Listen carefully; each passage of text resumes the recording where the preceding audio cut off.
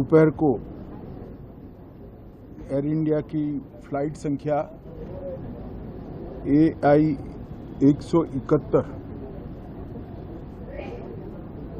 दुर्घटनाग्रस्त हुई और कई पैसेंजर इसके अंदर हताहत होने की संभावनाएं हैं।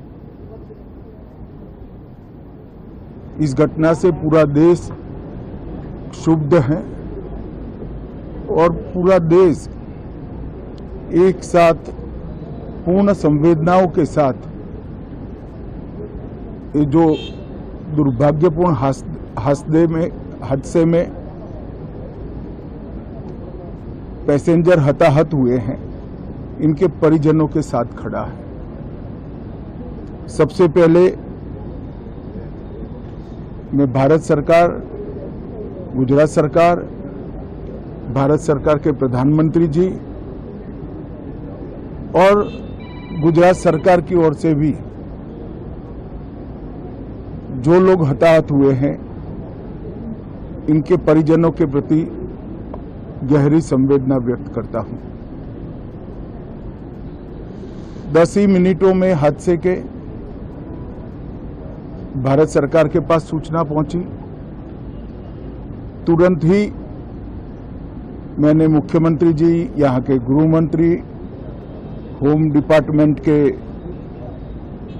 Control room, civil aviation department, civil aviation मंत्री, सभी से संपर्क किया। प्रधानमंत्री जी का भी तुरंत ही फोन आ गया और भारत सरकार और गुजरात सरकार के सभी डिपार्टमेंट एक साथ होकर राहत और बचाव कार्य में लगे। इस विमान में कुल मिलाकर 230 यात्री देश के और विदेश के और 12 क्रू मेंबर सवार थे। इसमें से एक यात्री का बचने का अच्छा समाचार मिला है, मैं उनको मिलकर आया हूं। मृत्यु का आंकड़ा तो DNA परीक्षण और यात्रियों की पहचान के बाद ही अथॉरिटी अधिकृत रूप से घोषित करेगी, मगर जो यात्री बचा है उसको मैं मिलकर आया हूं। घटना के तुरंत बाद गुजरात सरकार ने बहुत त्वरा से डिजास्टर मैनेजमेंट की सारी इकाइयों को अलर्ट करते हुए, चाहे हेल्थ डिपार्टमेंट हो, चाहे फायर ब्रिगेड हो, चाहे पुलिस विभाग हो, भारत सरकार की भी CAPF को संपर्क कर सभी ने एक साथ मिलकर राहत और बचाव का कार्य चालू किया। मगर 1.25 लाख लीटर ईंधन विमान के अंदर ही था और लगभग गर्मी, तापमान इतना ऊंचा हो गया कि किसी को बचाने की मौका ही नहीं मिला। अब मैं घटना स्थान पर भी जाकर आया हूं। सारे यात्रियों के मृतदेह को बाहर निकालने का काम लगभग समाप्त हो चुका है। जितने यात्रियों के परिजन यहां पहुंच चुके हैं, वो सबका DNA लेने की कार्यवाही भी 2-3 घंटों में समाप्त हो जाएगी।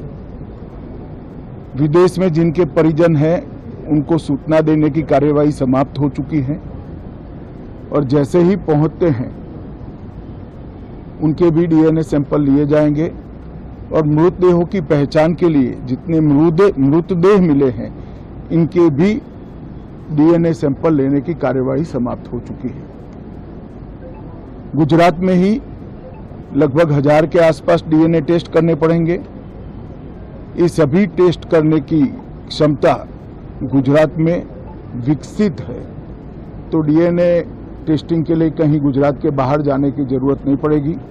गुजरात की एफएसएल और नेशनल फॉरेंसिक साइंस यूनिवर्सिटी दोनों मिलकर कम से कम समय में डीएनए का परीक्षण पूरा करने के बाद परिवारजनों को अपना मृतदेह परिजन का मृतदेह सौंपने का काम करेंगे।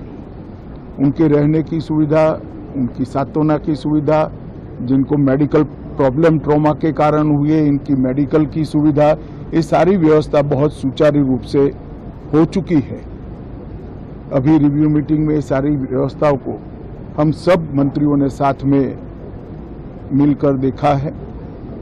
एविएशन डिपार्टमेंट ने अपनी जांच शुरू कर दी है और जांच तेजी से आगे बढ़े इसके लिए भी एविएशन मंत्री जी ने सूचनाएं दी है। मैं फिर से एक बार